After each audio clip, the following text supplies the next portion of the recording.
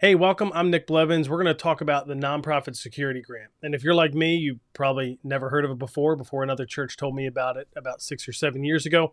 And it's actually a grant put on by FEMA through your local state that allows nonprofits to get up to $200,000 for securing their facilities. So in this webinar, we're going to talk about what is that grant? What can it be used for? What can't it be used for?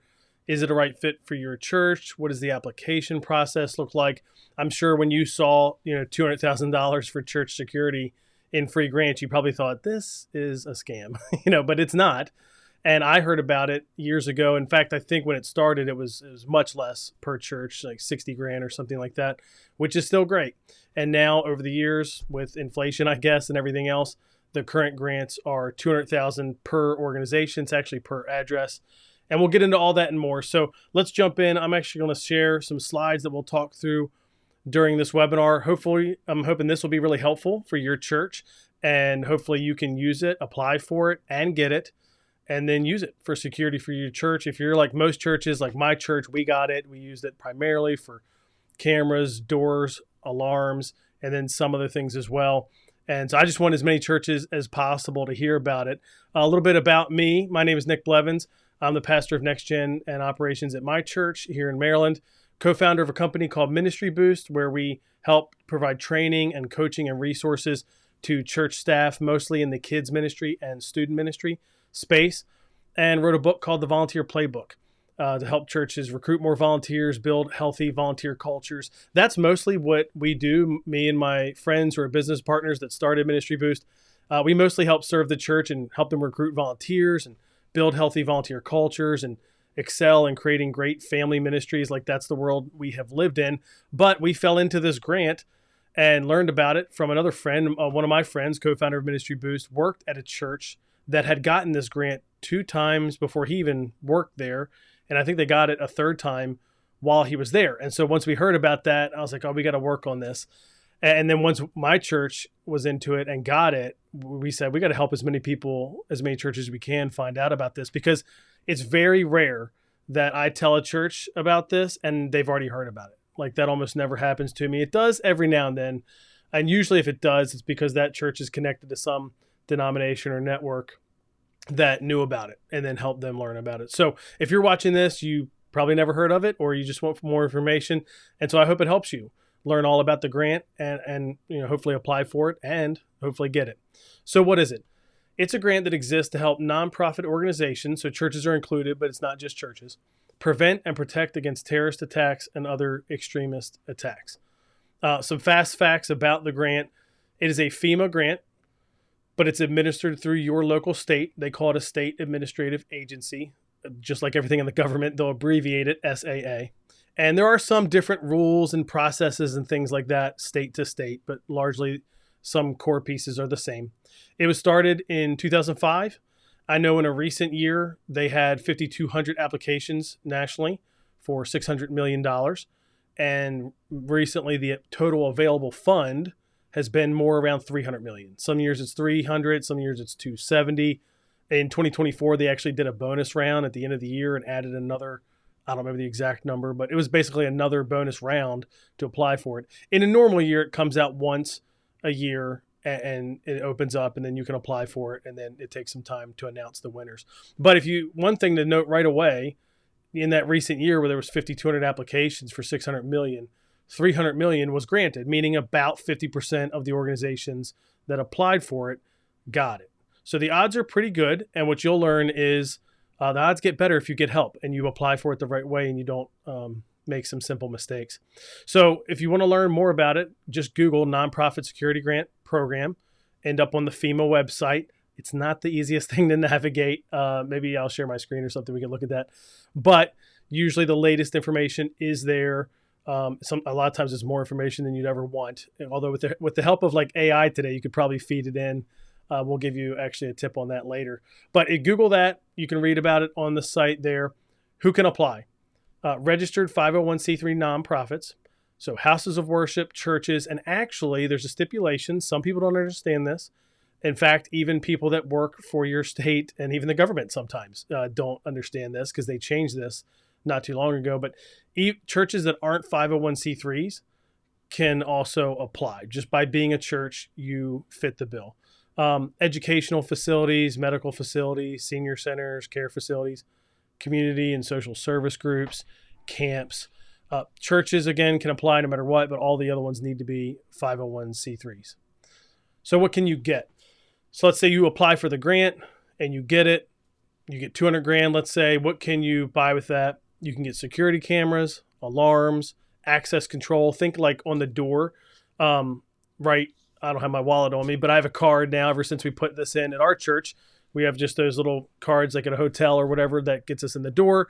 And the system we use actually also uses an app with Bluetooth. So I actually don't even take my phone out of my pocket when I get to the door. That's great when you're carrying stuff, and you need the door to unlock. So that's what most churches are probably going to use it for, is those first three things. But there's a lot more that you can get: barriers, fences. One church we helped get it in Illinois literally spent the entire grant on one fence to go around their property. Bollards, which are like those concrete pillars that are used to stop cars from driving into a building. Blast-resistant doors, windows, the covering that you can put on glass. Contract security. Training. Now, again, training has to fit kind of what the training is for. It can't be training that wouldn't apply to helping secure it.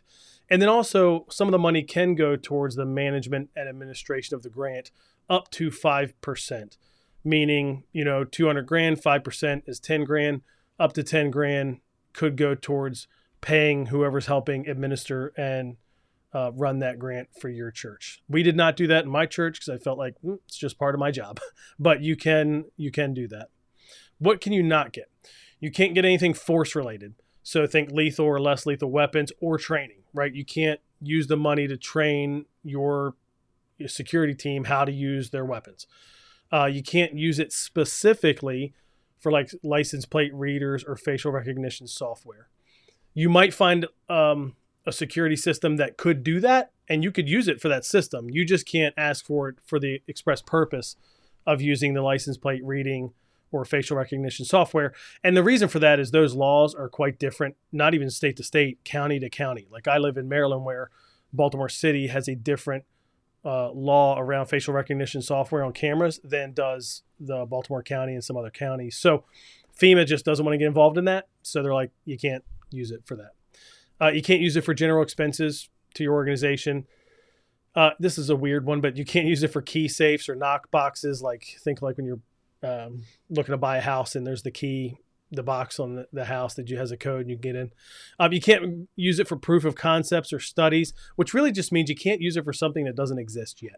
So one of the questions that'll come up a lot, we've helped a number of churches where they'll tell us, hey, our building's getting built right now. Can we get it? And unfortunately, the answer is no until it's up and running. Your building has to be built and in use to use it. You can't get it. Unfortunately, you can't get it if it's not ready yet. So it's one of those things you might have to wait on if you want to try for the grant. So what is involved with applying for the grant? So one, you need to determine your state administrative agency. What this is every state has a department usually that deals with all grants, but depends on, your state. Like my state, this department deals with all of the grants. And this grant is one of them that they help run. And you have to think of your state administrative agency as kind of like your agent, ambassador. Like they're the ones that apply to FEMA on your behalf. So it's this, and it's confusing, but the way it works is like FEMA are the ones that run the grant. The money is allocated there. They then allocate that to states are going to get a piece of that. But the way it works is the states actually apply and you apply to the state. Then the state applies on your behalf. So you never really interact with FEMA. You just interact with your state. And it's based on your physical building locations. So what address and what state are you in? You can find your state administrative agency on the FEMA website. If you Google Nonprofit Security Grant Program, click around there, you can find that. That's one of the first things you should do probably is contact your SSA just to say, hey, we want to apply for this grant. What do I need to know? An important one is to determine your state administrative agency deadline. So the way this works is FEMA, it's quite confusing. Don't get me wrong. I just worked with a church the other day where their state doesn't understand it. Like they're telling them bad information because they don't understand what's happening. So the way it works is FEMA announces that the grant is going to be available. And what they mean is to states. Sometimes, like this year, for example, they put a deadline on it. And the deadline they announced was August 11. But that was just for the states to say, yes, we want in. It really has nothing to do with us as churches. And then the church, eventually FEMA will set a deadline for when the applications have to be in. And let's say this year, I don't know yet, but let's just say this year that was September 30. Well, then every state knows that the deadline for them to get those applications in is September 30. So they pick their own deadline earlier, September 15, let's say. That would be your date. So it's important for you, and again, it'll be different in every state. If you are in Texas, I want to start a petition because they, side note just for Texas people, their deadline is always March 15th, I think, or something like that, no matter when FEMA announces it. I don't know how they do that because they don't even know when the FEMA deadline is. So if that's you, no worries. I'd start working on it now, planning for next year. But most other states I've ever worked with, they pick a date, like a normal date that is a couple weeks before the FEMA deadline. So contact your state administrative agency, figure out when that deadline is. Like literally while I'm recording this right now, states don't know because they don't know the FEMA deadline yet, but it's good to be in touch. Keep an eye on that. Sometimes you can get on an email list in your state, which is great because that they'll tell you what you need to know. I find their email lists are better than most of their websites. Their websites oftentimes aren't updated or they're hard to find. But if you can get on their email list, that is helpful. Some states require more things to submit in the application than FEMA does. So that's another thing you want to figure out if that is true in your state. Another step you're going to take is you have to figure out what funding stream is what they call it you're in. Essentially, they divide every state into an urban areas and state. They should call it non-urban. I don't know why they don't do that. That would make a lot more sense to me. But they essentially call them urban areas and state areas. If your church is near a large city, then you're almost certainly in the urban area. If some states don't even have an urban area, I'm trying to think of a state. I think it was might have been Nebraska I worked with doesn't even have one. I don't know. Don't hold me to that. But most states do, and you can figure it out on the website if if you're in the urban area or the state. And the reason it matters is it's the same application, but there's a different one for urban and there's a different one for state, and they divide the money in half. And so you have to apply for the correct one based on where your address is. There's something called a UEI number that you have to get, Unique Entity ID. It's just an organizational ID used by the government and required as part of your application. You would go to sam.gov and look for Get a Unique Entity ID there. We'll talk a little bit more about that in a bit. And then, when the window's open, you'll apply through your local state administrative agency using what they call the investment justification document. That's essentially the application. IJ, a lot of times, again, with everything in the government, they'll abbreviate it. So they'll call that the IJ. That's an official PDF created by FEMA, then sent to your state, and then your state sends it to you. They look very similar every year, slight tweaks. Typically, the first page in the upper right corner will have a kind of like not an expiration date, but essentially an expiration date. That's how you'll know if it's the right one, because it would be months after yours is due. So that's how you'll actually apply. I spoke to this a little bit already, but in terms of the timing of this grant in a normal year, the federal budget has to get passed for the current fiscal year. That took a long time this year, which is why this thing is so late. In a normal year, this would be like announced in March-ish by FEMA. FEMA would set their deadline for the states. Let's call it June 1st. Your state would make an announcement like in April, early April, and say our deadline's May 15. Like that would be a normal year. This year was very not normal because it took a long time to pass the federal budget, and that kind of is the first domino. After that happens, there's a notice of funding opportunity. That just happened literally days before I'm recording that for this year, and they have not yet published their FEMA deadline for the states, but usually it's about 60 days after they make that announcement, and then that application period opens up for anywhere from 30 to 80 days where your state's saying, hey, here's our deadline. This is how long you have. And then After that, the deadlines pass and you submit to your state, and then your state submits to FEMA. It takes another 3 months in my experience. Like again, a normal year, the FEMA deadline might be June 1st, and then they might announce the recipients in September 10th or something like that. That would be a kind of a normal year. This year, being that everything was later, I mean, I wouldn't be surprised if they're not announcing until 2026, which again, that's not fun. You'd love for this to go fast and get approved and get the funds, but that is unfortunately not how it works. Okay, so applications, your state administrative agency requires and reviews at least 3 things. And these are the 3 things FEMA requires. They want a mission statement. It's really just used to validate what category your organization is. So are you a church? Are you a school? Are you a camp? They just want to know. And so they ask for your mission statement. I put ours on letterhead in my submission, just with our church's mission. That's it. It was that simple. A completed vulnerability assessment and a completed investment justification, which is that IJ, that it is the application essentially. So we'll talk about that vulnerability assessment here in a little bit too. Now, FEMA just reviews one thing. All they look at is the completed investment justification, the application itself.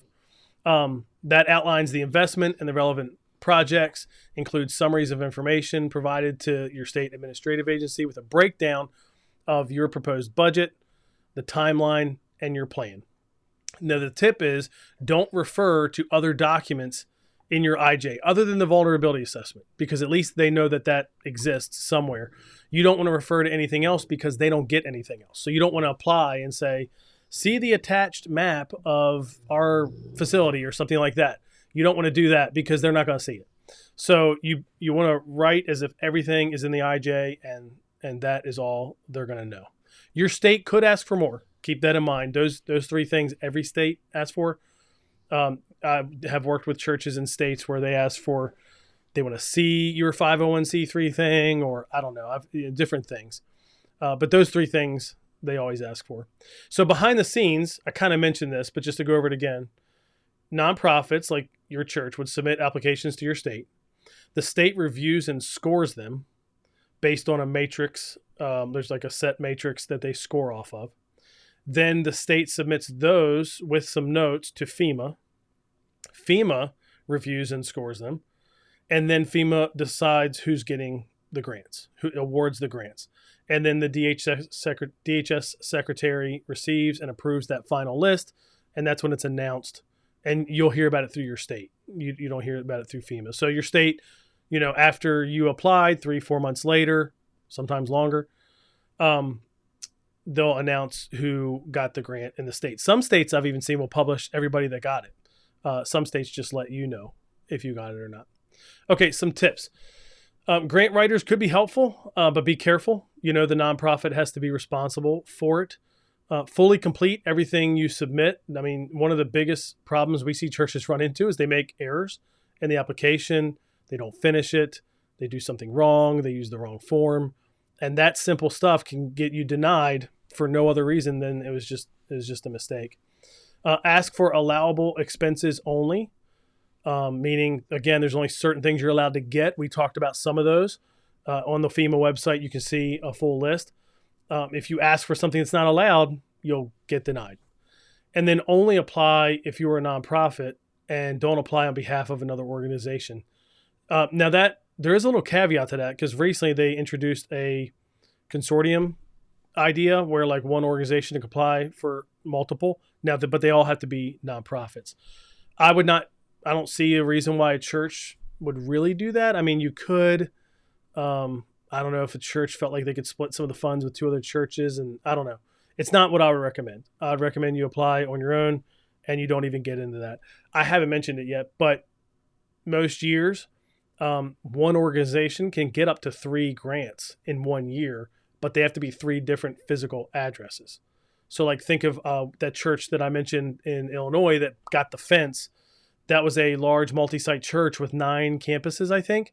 And so they when they went to apply and we helped them, they were going to just apply for the one campus because time was running short. They had to get it done fast. And I encourage them, no, you really want to apply for 3, because if you get it 1 year, you can get it again down the road, but it's harder to get. And typically they'll make you wait a few years at least.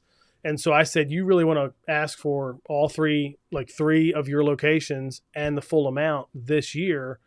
That way, if you get it, 3 of them get it, right? And then if you have to wait 3 years, you can focus on other campuses. But they did, fortunately, and they got it for all 3. And they, for the one campus, they just used it for a fence. So if you're multi-site, if you have buildings that have different distinct addresses, you can apply for up to 3 in 1 year, which is more like, that's $600,000. My church, for example, has a building that we own, and then a building where our office is in the same business park, 2 different physical addresses. We got 2 grants. Back when we got it, it was $150,000 per address. I shouldn't have done this, but we did not ask for the full amount at the second location. So we got $250,000 total, 150 at one, 100 at the other. Some more tips: start early and do things simultaneously. I'm going to talk through some steps to take here in a minute, and you kind of want to do multiple things at one time if you can. And then I mentioned the vulnerability assessment. Let me explain that here, and then we can talk about this tip. The vulnerability assessment is an assessment you need done on your facility that identifies all the vulnerabilities. And that is required to apply. And everything you ask for has to be connected to a vulnerability that has been outlined in your assessment. There's a self-assessment that you can do using a tool that the government provides. There's an online version. There's like a PDF, offline digital version. And you can do that assessment. You could have like a local police or former military do it. There's also DHS agents that can do it, but you have to get that vulnerability assessment done, and you can only ask for funds for things mentioned in the vulnerability assessment. So for example, when ours was done, we mentioned that we don't have access control on our doors. We're using keys. Keys are easily duplicated. That is obviously a little bit of a security gap. It's a vulnerability. We mentioned that, and then we asked for money to electrify and put access control on all of our main doors, and we got it. I made a mistake where we wanted to get contract security for some of our bigger services during the year, think Christmas, Easter, stuff like that. We have our own security team, but for those bigger times, we were going to pay for contract security. We have done that in the past out of our budget, but we knew we could ask for that. But what I didn't catch was that the person that did our vulnerability assessment didn't mention that. So then when I asked for it, fortunately, my state was smart enough and kind enough to notice that I asked for something, contract security, that was not in my vulnerability assessment. And they told me I was going to have to remove it. Otherwise, it would get denied. So I removed it. And that's part of why I didn't ask for the full 150, because some of the money, I don't know, it wasn't 50,000, but let's call it 20 for contract security, I had to take out at the last minute because it wasn't in the vulnerability assessment. So everything has to be in there that you want to ask for. Contractors shouldn't be, I don't know if can't's the right word, but they shouldn't be sole sourced. You want to avoid, anything that might look like conflict of interest or anything like that. When you apply, they're not asking you who, like what bid you got and where you got them from, but there is accountability there, and you just, you want to be above reproach. You also want to know what are the right prices, all that stuff. So I'd encourage you, even if you have somebody in your church that's going to do some of this work or is in this business, get a few quotes and make sure everything aligns, is logical, reasonable, and attainable. I mean, part of what they're saying yes to is yes, this looks like a good plan for your church. You're going to use this money well. Looks like we can trust you.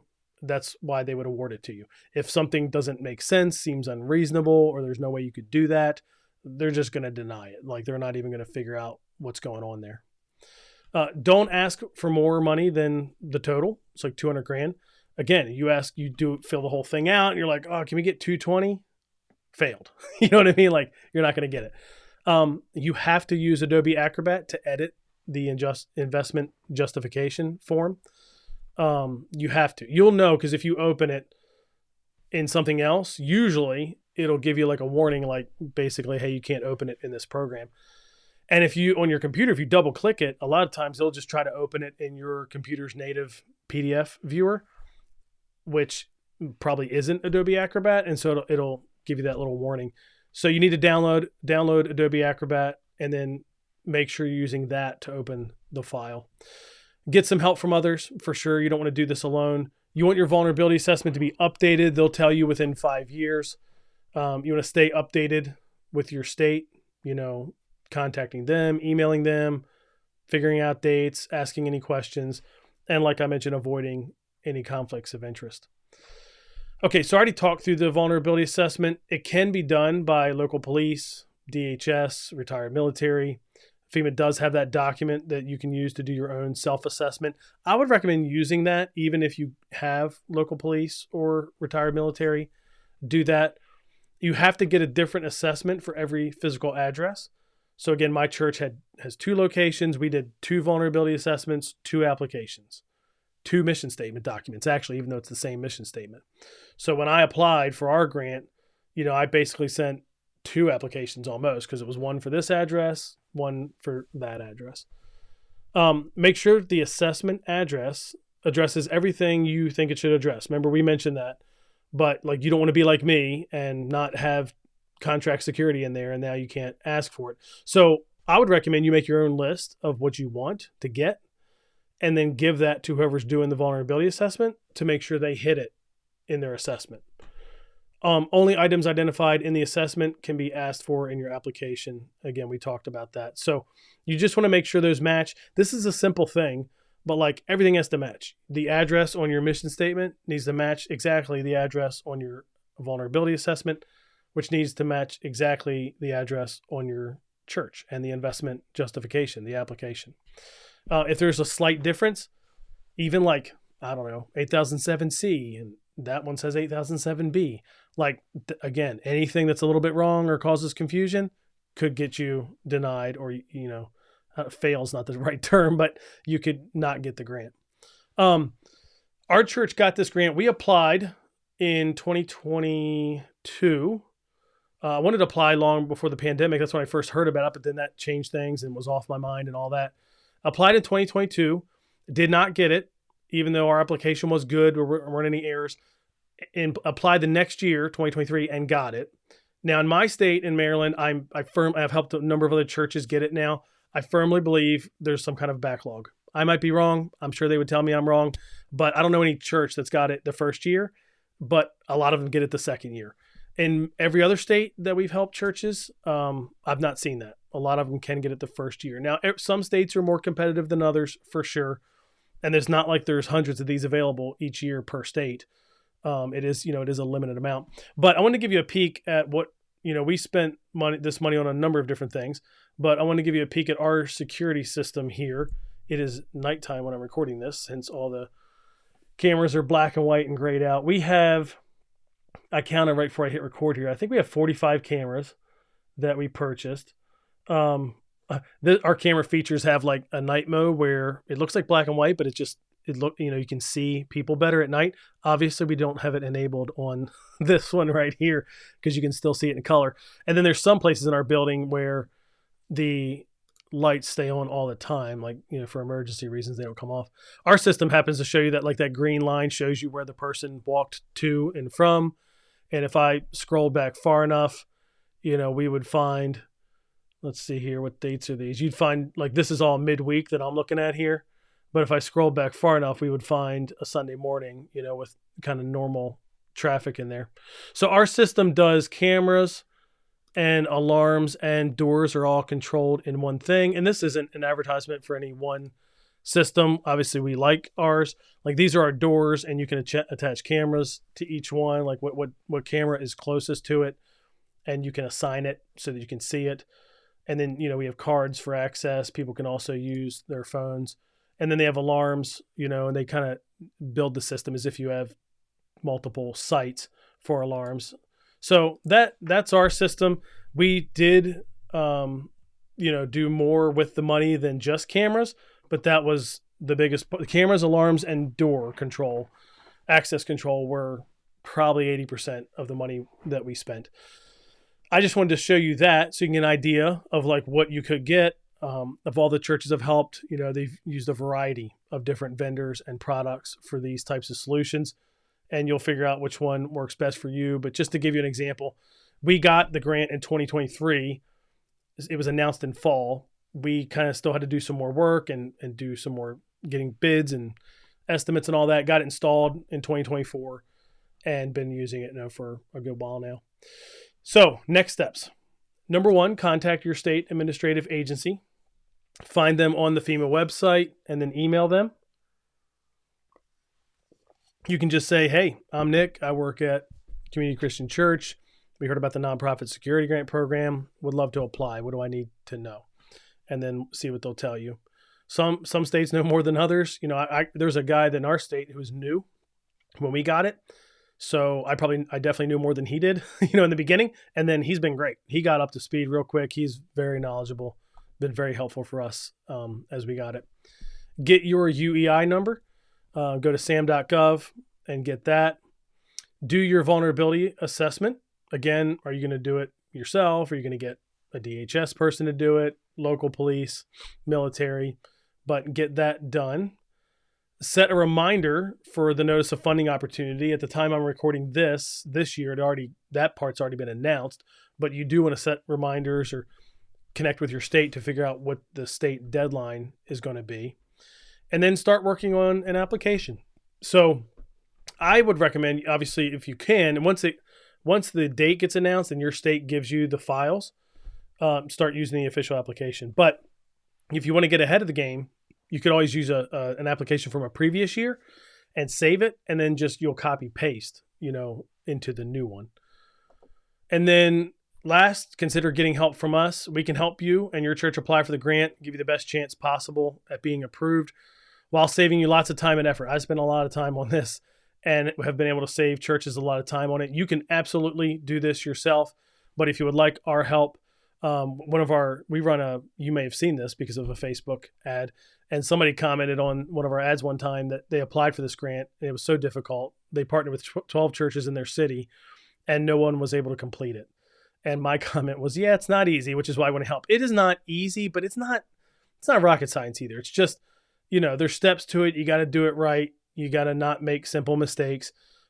These are just churches we helped that actually got the grant. So here's Chris. We helped him apply for the grant. I believe Chris was in Virginia. Let's see here. I don't remember where Dana was, but helped her church get the grant. And they notice how I don't know if you can read this. I can barely read it sitting here, but $147,000 for one building, $127,000 for the other. I must have messed up as her guide because I would have told her apply for the full 150. I just told a church the other day, we're not going to waste money. Like, we're Christians. We are going to be good stewards of the money, no matter where it's coming from. But I've not met a church yet, no matter how small they are and how small the facility is, that couldn't spend the full 200 even now. I mean, it's 200, to secure their facility. This stuff is not cheap.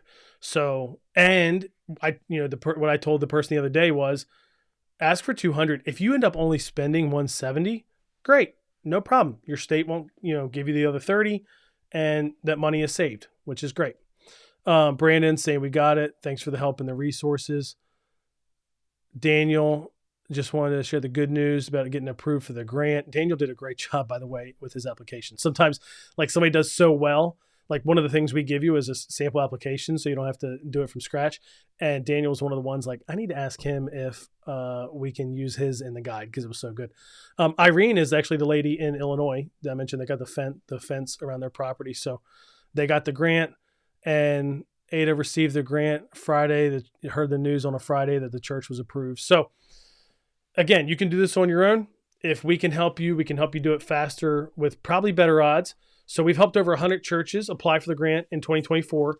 They had 2 rounds. That's not normal, but in 2024, they had 2 different rounds. The first round, we helped about 50 churches, and all but 2 of the ones we helped got the grant. So I don't know what the math is on that, 96%. That's really, really good. Better than I thought. One of the ones that didn't get it was in Maryland. I told her, I just don't think Maryland likes giving us, I think there's a backlog and we got to go wait in line. And the other one was in Florida, but he did not do the review call with me. As part of the way we can help you is I do a final review with you on Zoom with your application, and we go through it. And I mean, at least half the time there's things I suggest people change. And a third of the time I would say that they made mistakes. Like there's errors, there's typos. And again, that can get you failed. So 2 churches didn't get it. I think the Maryland one will get it this time. And the Florida one, I'm going to review with them the next time. I think they'll get it. There was another round in November, December. We helped another 50 some churches then. That one they've not announced yet. And again, I just chalk this up. That's not normal. I mean, we are 7 months past then. They should have announced that by now. But even my state was saying, yeah, we don't know yet. We've not been told. I think it's all tied to the politics in terms of like what funding is getting approved. If you follow the news at all, there's been kind of more of a microscope on funding and what money's going to and all that kind of stuff. So I think those are going to get announced. That money was already allocated, but it hasn't gotten yet. So I'm very interested, to see how many of the 50 churches that we helped in November, December got it. They're still waiting to hear back. So you can click the button below to check out the Nonprofit Security Grant Guide that we can help you with.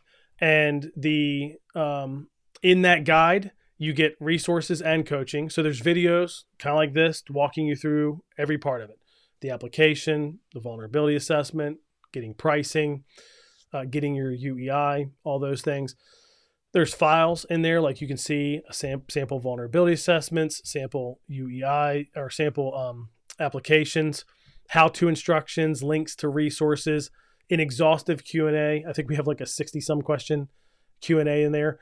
I even made this past year some of you, I don't know how you feel about AI. Some of you might not like AI, but I built a custom GPT or whatever they call it, built on everything that is out there about the grant and then everything we know and have taught about the grant.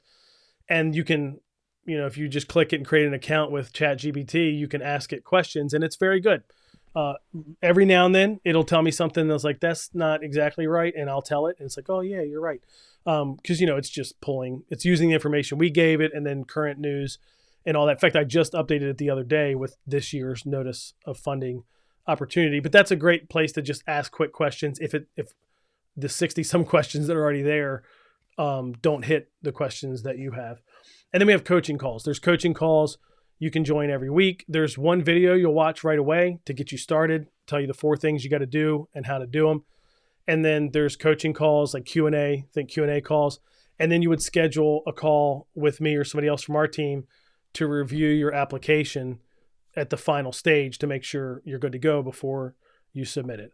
You're going to watch that onboarding video first, use the Q&A, the chat, join a Q&A call if you need to, and then schedule a call with our team to review your application before you submit it. So you always want to schedule that at least a few days before your state's deadline. The cost is $297 for that grant guide, access to all those resources and the coaching. You can click the button below to find that out, or you'll get emails about that. If you go after this on your own, that's awesome. You can totally do that. I know of churches that can do it, that have done that. If you want to use our help, just get the guide and watch that first video, get started with those 4 things and ask your questions there, join a call each week. It's up to you. Our goal is to help you. I noticed I should have shared my screen and showed you the application, but the application at the very top, it's very government to do this, but in the paragraph, I didn't even notice this until a year later when we were helping other churches with it. It says like it estimates 83 hours or something like that required to complete that form. And I laughed because I thought, man, it probably took me 83 hours, between getting the quotes and the bids and learning how it works and what not to do. But it doesn't have to take you 83 hours. So you may opt to do it on your own, which is awesome. If we can save you time, we can definitely make it faster than 83 hours. Get the guide. And especially, I think probably the thing we can help with the most is just increasing your chances. It's too many churches make mistakes. I helped a camp where they were one of the few people that heard about it before they found us, but they were denied. And right away, when we did a review call, I knew why. They shared their form, their screen, and I'm looking at a PDF of the application, but not in Adobe. They had opened it in some other document and it let them type in it. So I think they thought it was legit, but it wasn't. It wasn't. And I was like, right away, you get denied, which is unfortunate. I've worked with churches that the amount of money they ask for in this one description is different than the amount of money in the budget worksheet. Fail. I've worked with churches where the address here doesn't match the address there, or the name of the church used to be this and now it's this, and it's still the old name here publicly and to the government, and it's the new name in the document you're using. Fail. You know what I mean? Like just silly, goofy things. That one church in Florida that didn't get it, what I learned after reviewing with them, which they didn't do before, it was just light. It's just some of the paragraphs, sections where you're supposed to make your case was one sentence. It's like, I don't think you're going to get this grant if you don't make a good case. Like you're basically trying to make the case that yes, our church needs this money to prevent terrorist attacks and other things, and here's why. And you got to make a good case. You're not going to make things up, but you got to say all the things you possibly can. And we talk about some of the tips and tricks with that to get that. So if we can help you, check out that security grant guide. Go ahead and get that. Jump right in, do that first call, start working on the 4 things, join a Q&A call if you need to, and schedule the final review. If you do it on your own, I still would love to hear how it goes for you. Email me at nick@ministryboost.org. It'll take a while, once you apply, you still got to wait 3 months. I mean, we talked about how the winter application from this past year still hasn't heard about it, and 7 months later, but that's rare.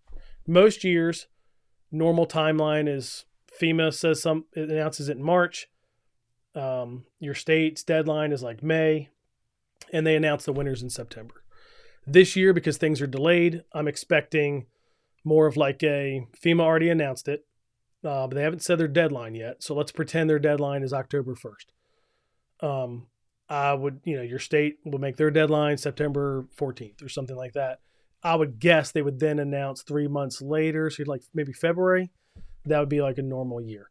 But we'll see. We'll see. You never know with the government. So we'll see. I hope this was helpful, whether you're using our help or not. I want your church to get this grant. And if you have any other questions, you can always email me at nick@ministryboost.org. Good luck.